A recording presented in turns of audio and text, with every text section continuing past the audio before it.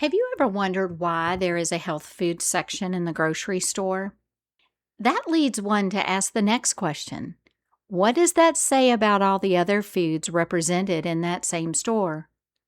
Hey friend, are you tired of feeling confused about nutrition and what foods are actually healthy? Do you want simple, practical steps to feed yourself and your family with confidence? If so, you're in the right place. Hi, I'm Tracy, and each week I'll help you understand food labels, how to choose healthy ingredients, and discover God-designed foods that support true wellness. Welcome to Godly Nutrition. Grab your pen and paper, and let's make healthy eating simple again. The Godly Nutrition Podcast is your place for cutting through the confusion surrounding healthy eating and returning to simple principles rooted in God's design for our bodies. Each episode offers practical wisdom, biblical encouragement, and clear guidance to help you confidently make healthier choices for yourself and your family. For more resources on whole foods, grain milling, and homemade bread, visit my website, breadroots.com, where you'll find education and inspiration for living a God-honoring, nourishing lifestyle from the kitchen outward. I'll leave all the details in the show notes. This podcast is for educational purposes only, not professional advice. Have you ever wondered why there is a health food section in the grocery store? That leads one to ask the next question. What does that say about all the other foods represented in that same store? Hi, friend. Welcome back to Godly Nutrition. I'm Tracy, and today we're talking about the grocery store healthy food trap and how to tell if you are really eating clean. Just because something is sold in the health food aisle, just because it says natural, whole grain, just because it says organic, doesn't automatically make it healthy. Just because I stand in a garage doesn't make me a car. One of the biggest lessons I learned on my own health journey was this. The grocery store is full of foods marketed as healthy that really are not.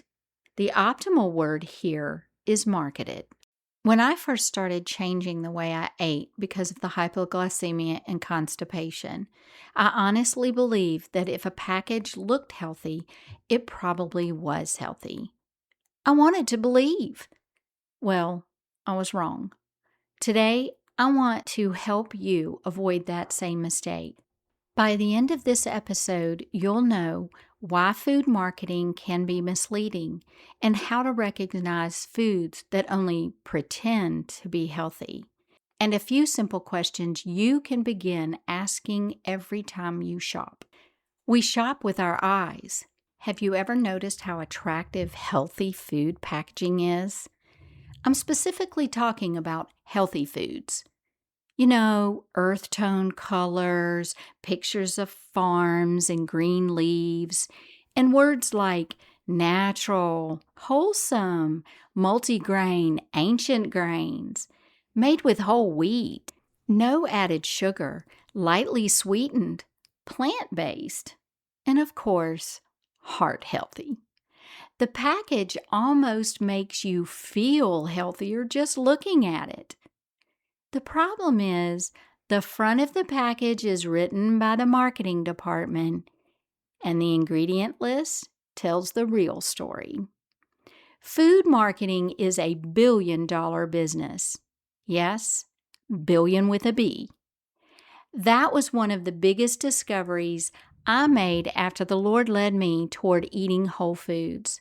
I began reading the ingredients labels, researching the ingredients one by one. Some of what I found was truly shocking. I realized I could hardly pronounce many of the ingredients, much less understand why they are even in my food. God's design is surprisingly simple. See, God created food. Man, on the other hand, manufactures food products.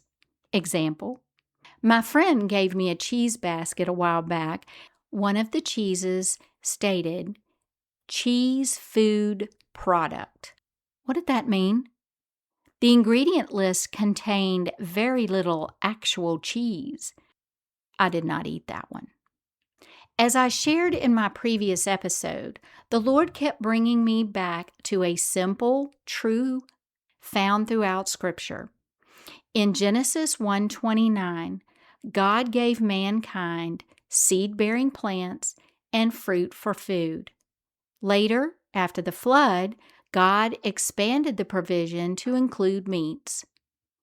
Then Paul reminded us in 1 Timothy 4 that all the foods God created are to be used and received with thanksgiving. Notice something about those verses.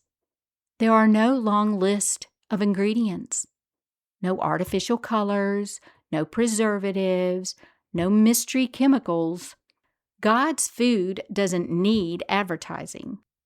It simply grows. That realization became my foundation. I chose to prepare meals from whole foods as often as possible because that's where I could control the ingredients instead of letting a factory control them. That simple shift changed everything for me and can for you too. Let's talk about foods that wear a healthy mask. Remember the saying, don't judge a book by its cover? How about a few examples? Let's start with breakfast foods. Some cereals have whole grains listed right on the front. But when you flip the box over, you may discover several forms of sugar, artificial flavors, and food dyes, mostly refined grains mixed with only a little whole grain, and stabilizing chemicals. The box sells health. The ingredient list gives a different report. Is breakfast really the most important meal of the day? Who said that anyway? Many could argue the point, but even if it is sugar and artificial this and that the best beginning? How about granola bars? I'm not telling you anything you probably don't already know, but for the sake of this episode, many granola bars are promoted as healthy snacks. Snacks, now there's a key word. Do we really need a snack if our meals are full of nutrition which satisfies the body? Yet they're often little more than cookies shaped like energy bars, loaded with syrups, refined oils, added sugars, artificial ingredients, and isolates. God did not create isolates. Man did the isolating away from the rest of the nutrients, i.e. proteins. What's healthy about that? Flavored yogurt. Yogurt itself can be a wonderful food. As a fermented food, it benefits one's gut health for sure. But many flavored yogurts contain dessert-level amounts of added sugar and whatnot. It would be better to buy a plain yogurt and add your own fruit and a drizzle of honey, and maybe some cinnamon, which boosts the immune system. You be in control. I'll give Maha some kudos for getting some changes implemented, but the food industry is all about making money, not for the benefit of the people, regardless of what they put on the packaging. Sugar is still sugar, and no need for so much of it. Whole wheat bread. Now this one is especially close to my heart. A loaf may say made with whole wheat, but that can't be true because real whole wheat flour or bread made from true whole grain flour will go rancid within a short period of time due to the oils in the germ, if it is still present. If it has been removed, then therefore it is no longer considered whole grain or whole wheat. And let's be very clear about something else. If it says enriched flour, the bread is still mostly refined flour. That's one of the reasons the Lord eventually led me into milling whole grains and baking bread from freshly milled flour. That was the turning point in my health journey and helped resolve struggles I had dealt with for years. We'll spend many future episodes talking about bread because there is so much confusion and misinformation surrounding it. as I am sure you yourself have discovered. Stay tuned for those episodes. And what about frozen dinners or casseroles that say healthy? Most of them are made with added soy. It's not like the chicken could be enough protein, but soy is added to give it more protein. How about just adding another piece of chicken? That is real meat and all. Do we really need more protein? I don't know, but certainly not in the form of isolated soy. I won't get into the deep weeds of that today, but soy, to start with, is mostly genetically modified in the U.S. It disrupts our hormones, low counts for guys, irregular monthlies for gals, digestion and nutrition issues, messes with your thyroid, and more. So is more protein in the form of soy the right choice for healthy? Salad dressing. This surprised me many years ago. Something as simple as ranch dressing can contain a long list of preservatives, gums, artificial flavors, and stabilizers. Here is a fine example of a very popular brand's ingredients: genetically modified vegetable oils, xanthan gum, monosodium glutamate, disodium isocyanate, and guanylate, a taste enhancer, and other creepy stuff. See, I can't even pronounce those crazy chemicals. That's right, chemicals. I'll put that list in the show notes for your reference. Please look them up. Today, I make my own seasoning mix and prepare ranch dressing in just a few minutes. I know exactly what's in it. It's less expensive, and it tastes wonderful. For that recipe, check out episode number 2. Healthier really is doable. This brings us to one simple question. Instead of memorizing hundreds of ingredients, instead of trying to become a food scientist, ask one simple question. Did God create this? Or did a factory mostly create this? Now, obviously, we prepare foods. We make casseroles, we bake cakes, we freeze lasagna, we preserve jams. That's not what I'm talking about. I'm asking whether the food that makes up those things still resemble what God originally made. I mean, can you recognize the ingredients in that frozen macaroni and cheese dinner from the store? Could you make something similar in your own kitchen? I'm going to answer the question for you. Yes. Yes, you can. You are smart and very capable. It's progress. It's not perfection.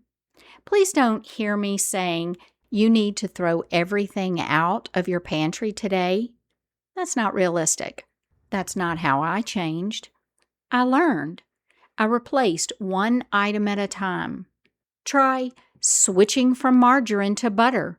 That's easy. One better choice, one cleaner ingredient, one recipe from scratch. Eventually, those small changes will become a completely different lifestyle. That's exactly what happened in my own life.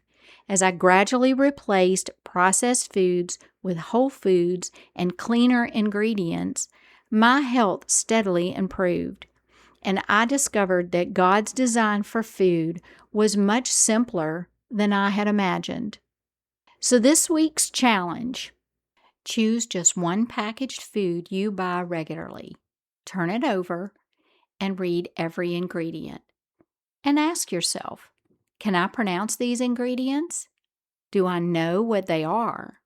Could I make something similar at home with clean, wholesome ingredients? I'm sure someone in internet land has a recipe for it. That's a start. Making it at home with no chemicals added. Who knew? You might be surprised by what you discover. It's about learning. Knowledge gives you power and choice. 2 Peter 1, verse 3 and 4 says, His divine power has given us everything we need for life and godliness through our knowledge of Him who called us by His own glory and goodness.